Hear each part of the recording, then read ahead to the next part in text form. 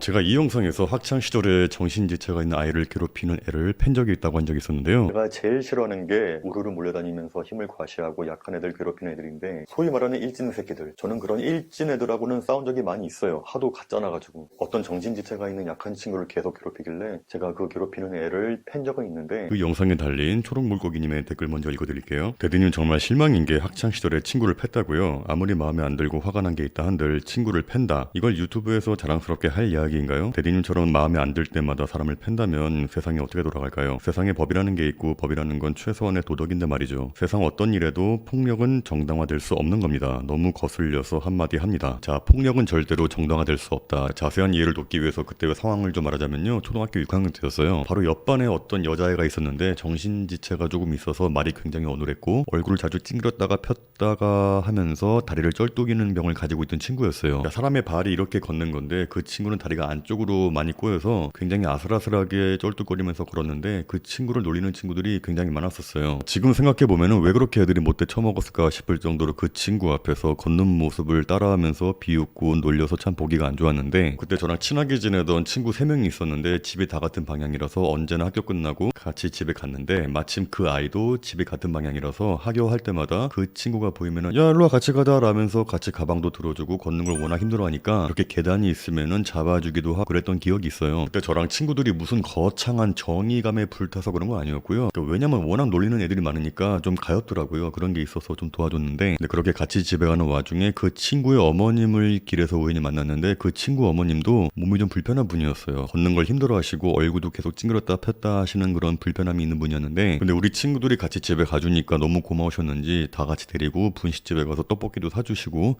뭐 그랬던 적이 있었어요. 그렇게 친한 친구는 아니었지만 그렇게 가끔씩 집에 갈 때마다 같이 가지고 그 친구의 어머님도 뵙고 하니까 자연스럽게 내적 친밀감이 좀 쌓인 상태였어요. 근데 어느 날에도 마찬가지로 제 친구들과 그 친구랑 같이 집에 가는 길이었는데, 지금도 생생히 기억나는 게 우리 초등학교가 부천 중동역 바로 앞에 있었거든요. 거기에 높은 계단을 올라가야 해서 그 친구를 2명이서 부축해주고 내가 가방을 들어주고 있었는데, 평소에도 굉장히 말을 못되게 하는 놈이 있었는데 마침 지나가다가 그 모습을 보더니 야 너는 왜 저 병신 가방을 들어주고 있냐? 병신 꼬붕이냐? 그렇게 얘기하는 거예요. 전 지금도 그때 그놈의 표정과 목소리가 너무 생생히 기억이 나요. 자, 왜냐면 그때 제가 정말로 빡쳤었거든요. 저랑 친구들은 야 저리 가라 그만해라 라고 했었는데, 그놈은 거기서 그치지 않고 그 친구의 걷는 행동을 따라하면서 얼굴을 찡그리는 표정을 따라하면서 흉내내고 조롱하고 있었어요. 그때 제가 이성의 끈이 끊겨서 중동역 계단 앞에서 제가 그놈 얼굴에 주먹을 날리고 넘어진 상태에서도 계속 제가 주먹을 날렸었어요. 그때 마침 지나가는 어른들이 말리면서 싸움은 끝났는데, 저는 그 애가 선생님한테 이럴 줄 알았더니 다행히 제가 때린 건 얘기 안 하더라고요. 뭐 말해봤자 자기도 혼날 게 뻔하니까. 아무튼 그렇게 해서 그 일은 그렇게 끝났는데, 제가 드리고 싶은 말씀은 제가 잘했다는 게 아니라 그때 당시에 저의 행동에 대해서 저는 후회한 적이 한 번도 없습니다. 그놈은 몸이 태생적으로 불편하게 태어난 그 친구의 영혼을 파괴하는 행동을 한 거잖아요. 저는 그 파괴하는 행동에 화를 참지 못해서 폭력을 가한 거고요. 그 이후로 그 친구는 더 이상 제 친구를 놀리거나 괴롭히거나 그러진 않았었어요. 물론 대한민국은 법적으로 폭력을 금지하고 있으니까 폭력은 옳지 않은 일이지만, 제가 말하고 싶은 건 이 법리적인 해석이 아닌 그 사람의 보편적인 윤리관에 비추어 봤을 때 그 행위가 정당성이 있는가 없는가를 한번 봐야 되는 거고, 전후 사정을 살펴봐도 저랑 친구들이 이미 경고를 했었죠. 그만하라고. 거기에서 그만하고 갔으면 아무 일도 안 생겼을 텐데 한술 더 떠서 그 아픈 친구를 따라하면서 조롱하면서 놀린다? 그러면 처맞을 짓을 한 거죠. 자, 우리 역사를 한번 보세요. 일본 놈들이 우리 마을에 쳐들어와서 우리 마을 사람들을 죽이고 우리 가족들을 패고 내 누나를 끌고 가서 강간하려고 하면은 당연히 곡괭이 들고 그 일본 놈들의 목을 베야 하지 않겠습니까? 제가 그 일본 놈들을 칼로 몰살시켰는데 어떤 사람들이 와서 아이고 이 사람아 아무리 그래도 그렇지 사람을 죽이면 어떡하나, 그떤 식으로 말하면 제가 아이고 그러게요 아무리 화가 나도 사람을 죽이면 안 되는 거였는데 뭐 그럴까요? 폭력이 어떠한 상황에서도 정당화될 수 없다면은 군대나 경찰은 뭐 하겠어요.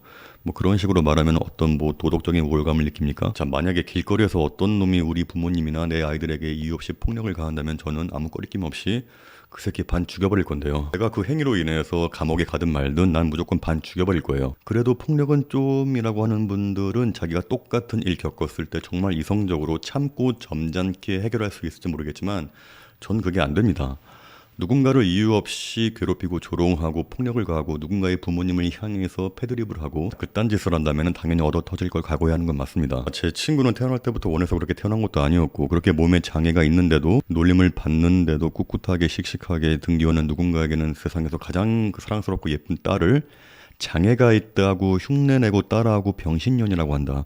그럼 본인도 처맞을 각오해야죠. 자, 여기서 말하고 싶은 저의 말의 핵심은 잘못을 한 사람을 때려라가 아니라 네가 그만큼 얻어맞거나 벌받을 수 있으니까 남에게 상처를 주고 피해를 주는 걸 애초에 하지 말아라 라고 생각하시면 좋을 것 같습니다. 나중에 성인 되고 나서 아이러브스쿨이라는 동창 찾는 웹사이트가 있었는데 그때 몸이 불편했던 그 친구에게 장문의 쪽지가 온 적이 있었어요. 나 누구누구인데 그때 너희들이 학교 끝나고 집에 같이 가주는 게 너무 고마웠고 그때 네가 친구 때린 게 너무 지금도 고마웠다. 그 쪽지를 받고 좀 눈물 났던 게 그렇게 고마워하는 줄 알았으면 조금 더 잘해줄 걸. 집에까지만 같이 가주는 게 아니라 같이 공원에서 얘기도 좀 할 걸. 그땐 초등학생이라 좀 쑥스러워서 그랬는지 모르겠는데 나랑 친구들이 그냥 집에까지만 같이 가주기만 했지. 그러니까 어떤 깊은 대화를 나눈 게 아니었거든요. 그런데 그 친구에게는 나중에 성인 되고 나서도 고맙다고 기억할 정도로 큰 일이었던 거잖아요. 그러니까 여러분들 제발 주변에 어떤 뭐 장애가 있거나 뭐 가난하거나 뭐 직급이 낮거나 나이가 어리거나 어떤 일이 있어도 누군가를 조롱하고 괴롭히고 놀리고 제발 그런 짓은 좀 하지 말았으면 좋겠습니다. 이건 좀 다른 이야기인데요. 전 대한민국의 정당방위에 대한 법이 너무 쓰레기라고 생각하는데 한 예로 이 뉴스 기사를 보여드릴게요. 간단하게 말하면 어떤 두 사람이 말다툼을 하고 있다가 감정이 격해져서 칼 들고 와서 싸우던 사람의 팔을 찔렀는데 거기에 칼에 찔린 사람이 너무 화가 나서 그 칼을 휘두르는 사람을 폭행한 거예요. 그러니까 전추 5주의 상해를 입었는데 법원에서는 그 폭력을 휘두른 사람에게 정당방위가 아닌 과잉방위라면서 실형을 선고한 적이 있습니다. 또 한 번은 어떤 인간이 여자 혼자 사는 원룸에 침입해서 여자를 강간하려고 했는데 마침 그때 집에 들어온 여자분의 남동생이 이걸 보고 격분해서 빨래 건조대로 내리치고 때려서 크게 다치게 했나 봐요. 그런데 그 강간범이 그 남자를 폭행죄로 신고해서 그 남자도 실형을 받게 되었습니다. 아니 어떤 남동생이 자기 누나가 강간당하고 있는데 그럼 꿀밤 때릴까요? 당연히 반 죽여버려야지. 만약에 제 누나였으면 전 진짜 죽였을 거야 아마. 미국이었으면요 누가 집에 만들어 들어오면은 총 쏴 죽여버려도 정당방위예요. 또 누가 먼저 시비 걸고 주먹을 휘둘러서 딱 맞았는데 10대 맞다가 한 대 빡 때려도 그때부터 쌍방거실 돼버려요.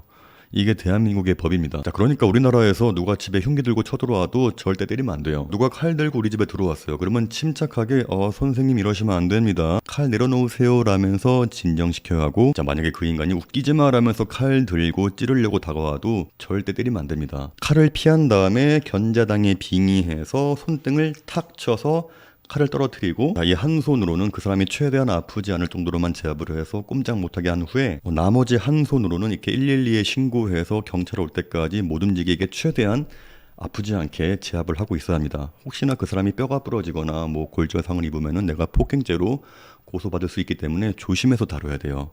욕도 하지 마시고 폭언도 하면 안 됩니다. 폭언죄로 신고할 수 있거든요. 전 우리 사회가 누가 먼저 때리면은 나도 때리는 게 인정이 되고, 누가 우리 가족을 건드리면은 반 죽여버려도 인정이 되고, 나를 마음먹고 죽이려고 칼 들고 달려오는 상대방을 죽여버려도 인정이 되는 좀 그런 사회에서 살고 싶어요. 자, 잠깐 말이 샜는데 제 이야기의 결론은 폭력은 정당화될 수 있다. 끝.